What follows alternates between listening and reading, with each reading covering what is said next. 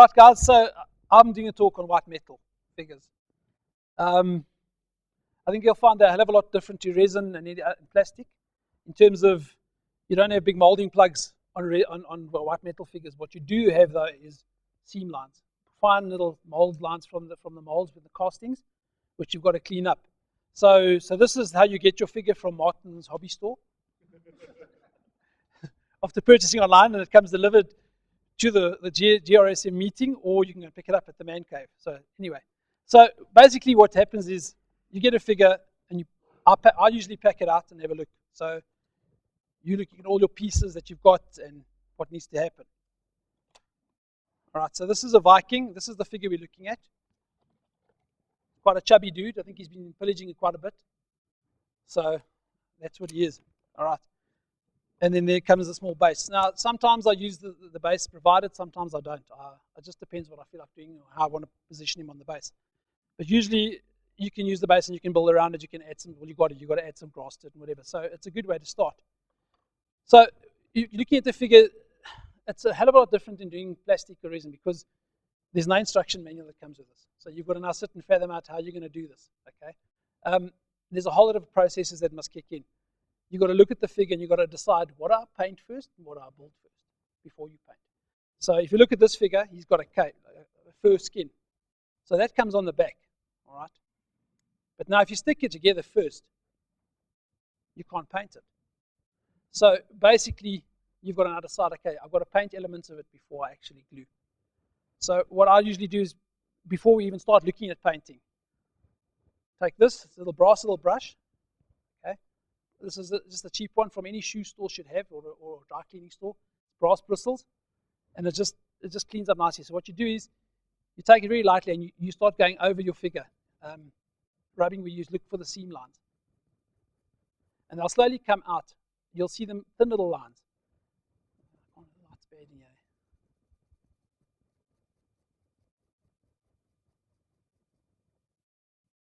Okay, so you'll find them very, very fine lines, usually running sideways down or on parts where the mold line has come across, okay, or should I say from the casting. So those are the lines you can't really see them too well, but until you've cleaned it up. So I don't know if you want to come in and have a little bit closer look. You can see there's a seam line. If you pick it out and you come in and have a look, there's a seam line down the leg. That's part of it there. So it runs around the whole figure. So it'll run all over the figure if you want to have a look.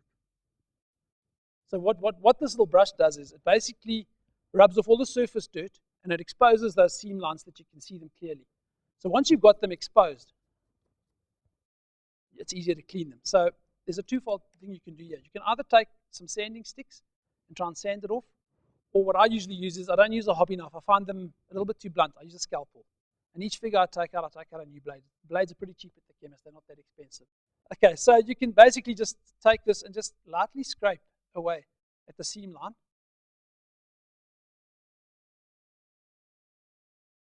I'm just doing a small piece of it now, otherwise we'll be here all day. I think it's important, if you look, what this brush does is it takes off all the sort of the outer layer or the grime, so to speak. So don't rub too hard because you might start rubbing away finer detail. So it's just very lightly, just expose the seam line. So once you've scraped it away, and you can go over that and again, you can have a look. So there, the seam line is now gone on that piece. If you have a look. Lightly scraped with a scalpel and just cleaned up again with a little brush. Okay, so that little seam line is gone. So that's basically what you've got to go around and you've got to do on the whole figure because, look, it's chainmail. So it's quite difficult to see it on chainmail. I mean, you've got to be very careful when working with chainmail because you don't want to scrape away the detail. So when you expose it on the chainmail, sometimes you can get away with just leaving it because you can't really see it because the chainmail is all over the show. If it is still there, then just very lightly just pick it out. Pick out the seam line and just take it away. And this mold line will go all the way around the figure usually. And sometimes they've planned it better that it goes behind the head and it's in the hairline so you don't really see it. So you've just got to expose it where it is and clean it up where you can see it. Because trust me, once you've painted this figure, it'll stand out like a sore thumb if you haven't cleaned it. You'll see that thing standing out right. It'll stand out at you, and when people come and look at your work, they're gonna see that first and foremost. So it's very important in your preparation to go through the whole figure, all the parts, and do the same thing for everything, and take off those mold lines and make sure that you've cleaned it up nicely. Okay. Once you've done it and you've got it, you can then use after using the scalpel. I use some sanding sticks, which I've got here. These are Squadron ones that were bought online from Squadron in the USA. You can get them here as well. You've got different angled ones, so you can just take a very, very, very fine one and just lightly go over it, so that you just get the nice consistency on the thing, and it also cleans it up, and it'll just show you where you've left if you've missed a piece. It'll just expose that again, and you'll see, okay, there's a small piece of seam line that I need to take out again. You just keep on going, but it usually cleans up nicely, and you can see, okay, that's clean. The seam line is gone. So that's cool. Once you've cleaned up the whole figure, I mean, if you look at these figures, these parts here as well, there's the X. It's got a molding plug of metal on it. So you've got to actually cut that off. With a scalpel will do, but you've got to be careful not to cut off any of the detail, because a lot of it, if you look at this figure, his hand is going to fit over his shoulder. He's holding his axe. Okay, so the axe will fit over there. So you've got to be careful that you line it up properly and that you don't take off too much of the detail that fits in. Okay, so I'm not going to do that now because it's going to take too much time, but that's the whole gist of it. So once you've cleaned up there, you've got to do the same thing where the plug was. You've got to clean it up and file it flat and get it nice and smooth so that it doesn't stick out. Once the figure's cleaned up, what I usually do then is I like to drill and pin things, because white metal is quite heavy. Okay, this is a smaller figure, it's 54 mil, so it's not too bad. But once you start going 75 mil and you start going 90 mil, the metal is very heavy, and a lot of the joins, they won't last. Doesn't matter what kind of epoxy glue you're using, super glue, whatever, because you join, the glue will hold, but after a couple of years, the glue becomes weak, and it's only as strong as the glue that's holding it. So if you look at this guy here, he's got a cape on his back, or a piece of fur. So that's what you've got to do. So what I would do then is using a pin vise with a small drill bit. These are from, you can get these, it's a Dremel set of drill bits for the Dremel tool, but I don't use the tool. So these you can buy at any builder's warehouse. They've got a whole range of these things, small drill bits and whatever. So I use a small one, the size of, okay, I'll come to that now. So what I'd do is I would position this properly, hold it in place before I glue it, and I'd drill a hole right through it into the body of the figure. Okay, so that, and then so then you'd pin it. And for pins, everyone's thinking brass rod, cheapest solution, giant paper clips. Okay, so giant paper clip, you just unfold it. These have got little ridges on them which make them quite nice, so they hold the glue quite lacquer. So I would drill a hole through the cape into the figure's body, not all the way through, obviously, and and choose your drill point strategically. You'll see these parts here where your shield is going to fit over, which is going to be covered, so you don't have to worry about too much of filling it. So drill the hole through into the body, and then you put a pin in and then glue it, and then take it out. So this would have the pin in it. So when it comes to actually gluing the whole thing together, it fits in, and it fits in properly. And when you glue it, the weight of that joint is not taken on the glue, it's taken on the pin, and it should never come out. Okay, so the pin will then hold the weight of this whole fur cape on the back, and it will never fall out. Whereas if you didn't, I mean, if you look at that hospital that I did, that there was a whole host of drilling and pinning on that thing, purely for the reason that it's just so heavy. The parts were really heavy, and the whole back cape, I had to drill and pin that. Otherwise, that would fall off. I mean, it would fall off. His arms would fall off as well, because they're just heavy, and the glue will not hold and support the joint. Okay, so having said that, once you've drilled and pinned, like if you look at his hand, you don't need to do that because the hand would rest with the axe on the shoulder, so you're quite good to go there. The shield, you could drill and pin, but I don't think it's really necessary because it's not a heavy piece, so you could actually stick that on afterwards. But now, okay, so there we go. That would be your figure ready now for painting. But before you paint, you've got to understand what I glue first and what I paint first. So in this guy here, because of the cape, you'd have to paint him first and then stick this on. So you'd leave that piece blank at the back where the glue is going to go, and you would stick him on. But once you've cleaned up the figure, what I normally do is I take all my parts that are cleaned up and I put them in a bowl of lukewarm water with sunlight soap, and I scrub them with the old toothbrush. Just gets all the fingerprints and the oils from your hands and everything off, and whatever's left from the molding process. It gets it all loose and off, and I let it dry naturally. I leave it for a day on a dish towel lying there to dry. Once that's done, I look what I need to primer. Like this guy's got chainmail, so you don't want to put primer on the chainmail because you're going to use the natural metal.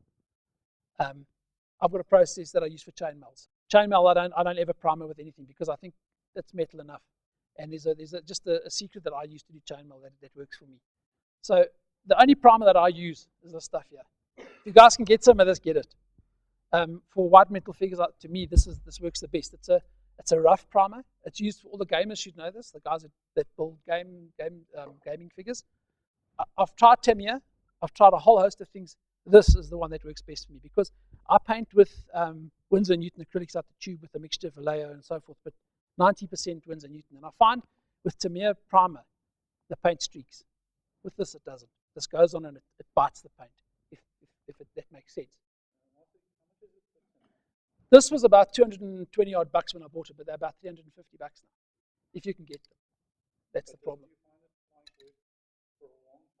So, well, let me give you an idea. This has built easy 10 figures, and there's still about half a ton left. So you don't use a lot of this. I mean, basically what I do is after I've cleaned up the figure and I've drilled and pinned everything, I put pins in his feet because I do that generally. I always pin the feet because when you're putting him on a base, okay, this base is huge. You're going to use this on the base for argument's sake. You're going to position him on his base. I just find that to strengthen the attachment to the base, pin it, drill the holes, put it in because it'll never come off. So there's no fear of you driving in the car and you hit a bump and suddenly the figure breaks. It's happened to me with some resin figures in the past where I didn't drill the feet and put pins in and I'm driving somewhere and I get there and the figure's fallen off the base because the glue's come loose. So just as a force of habit, I just drill and pin everything because it just makes it safe for me. Not only that, once you've pinned the feet, I've got one of these that I put them on when I'm working. So I just drill 2 holes, stick it on, and I move this thing around. This is an old cable block.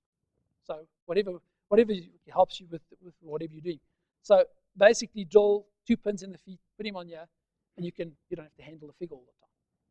So sometimes you need to, because sometimes you need to hold the figure close, whatever.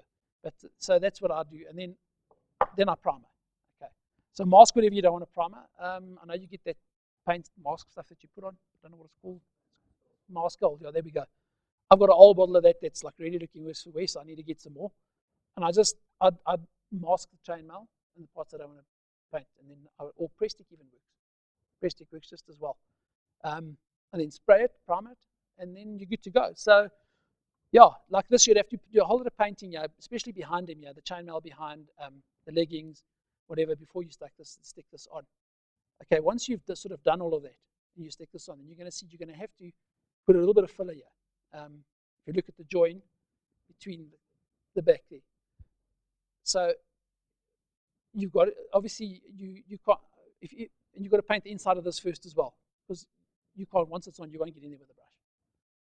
So once you've painted the inside and now you're ready to stick it on, you stick it on, and then filling wise, this stuff works for me. Okay, this is I've tried all the other stuff. I don't know, this stuff just works for me. I've tried the Tamiya. The Tamiya, to me, it dries too quickly. Pass that around. That's from Squadron in the USA as well. I don't know if they still ship to South Africa. I have no idea. But I've had that a couple of years as well. So, and you use literally a couple of mils for a figure. You put it a bit on a toothpick, put it in. And what's nice about the Squadron filler is that it comes off with a toothpick. So you don't have to sit and sand it. So once you filled your hole, I sit and scrape the join with a toothpick, and it pretty much evens itself out. And then you can just pick it out. Like if there's fur involved, like on this guy, you can just pick it out, and you can use. This is a photo etched Tamiya file that also comes in handy sometimes. So it's just a host of whatever works for you. I've got needle files and whatever. Okay. In terms of gluing, I use 2-part epoxy.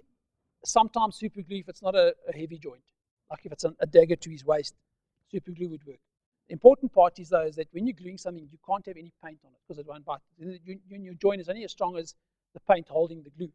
So you've got to, where your joint is, you've got to take paint off, or you can't paint it. Okay, so what I find works for me is just this Patix super quick drying 2-part epoxy. You get them all over. You get better ones. You get ones that come from Germany, which I know are really good. But this works. It's cheap. It's like 30 bucks. 2-part, and you just make small quantities at a time because you're not going to glue the whole thing together when you're going along. So yeah, you do small parts at a time. So in other words, once you've primed him and you've done all your painting that you need to do before you glue, 2-part epoxy blob on the back here on that pin that you've put in, put some in the hole, put it together, and there's it. Just let it hold. Hold it for 5 minutes, and it sets in 5 minutes, but it dries 100% in about 12 hours. So within about 12 hours, you're good to go, and you can handle the thing properly. Any questions anybody wants to know?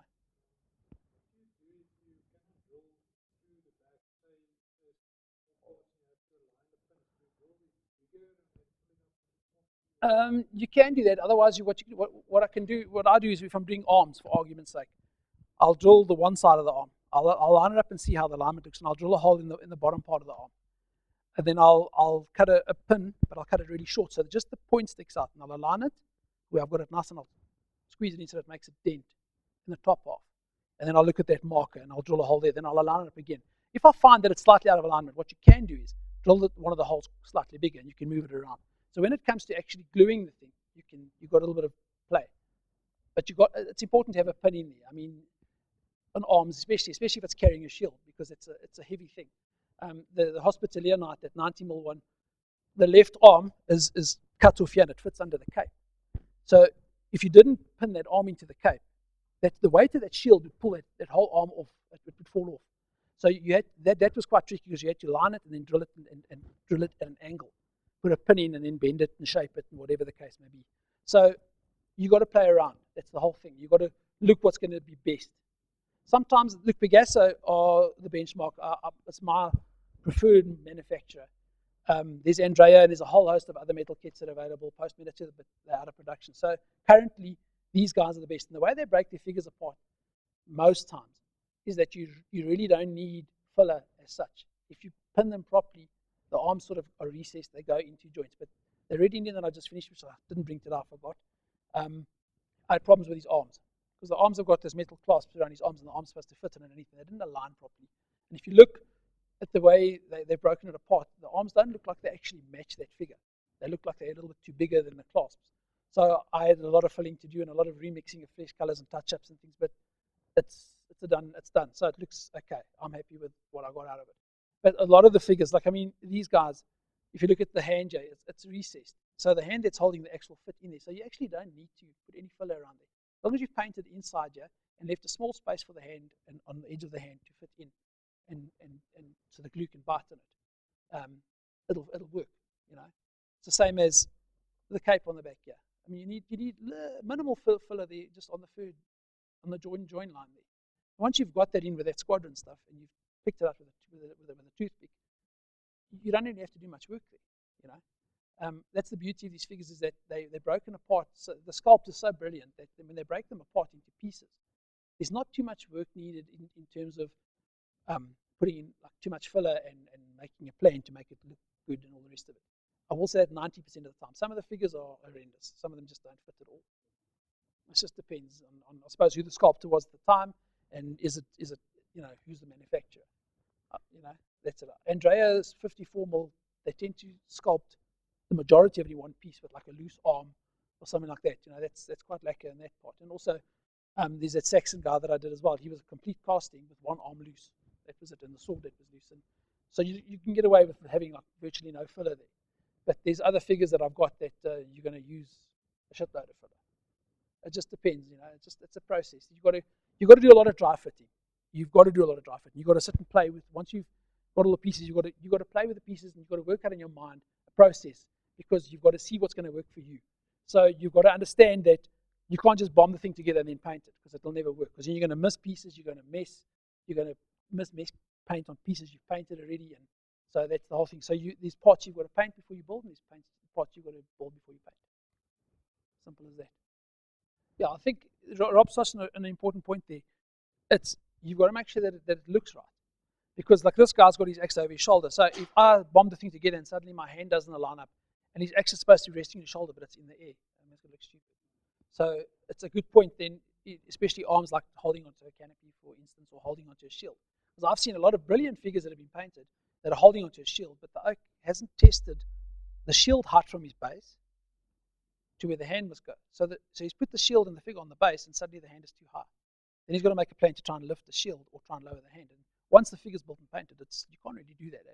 And you start messing up things. It's also important before you start a figure to work out your base.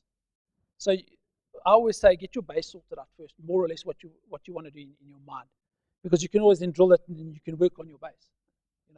Instead of putting him on, it's just a personal preference. But you should have an idea in your mind of what you want to do with the base. And as Martin would say, roots, and plenty roots. That's a simple thing.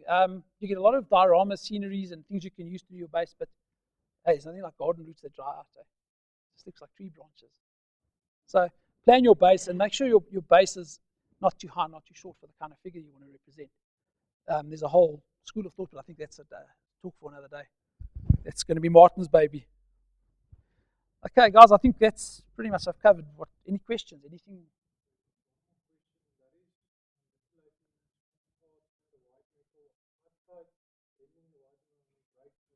You've got to understand, white metal's pliable to a point, and the more you bend it, the weaker it becomes. So if you start bending it and bending it, it's going to break. I don't really have to. I don't know the figures that I've done. I don't really have to manipulate things too much. The figures that I've seen that I've bought that white metal that need too much work, I sell them.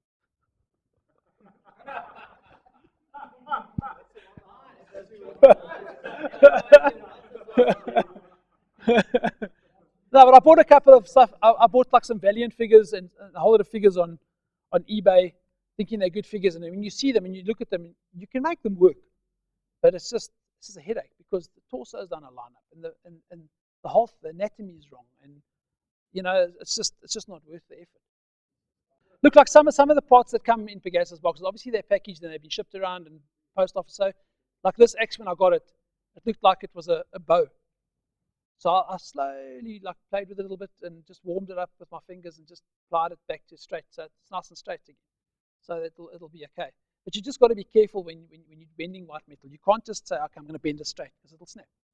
So you just got to be careful, little bit, and the more you bend it, the more fragile it becomes. So it gets like a weakness in it, especially at a point if you're bending something straight, it'll get like a stress mark on it. So just that's one thing to consider when working with white metal. But I don't know. Tony's of a different school of thought to me. He likes the resin stuff. He doesn't really mind. I've just gone totally off resin and plastic. That's why I'm called a Pegasus slut. Okay, I think that's pretty much it. Any questions? Anything else anybody wants to know? Thanks, guys.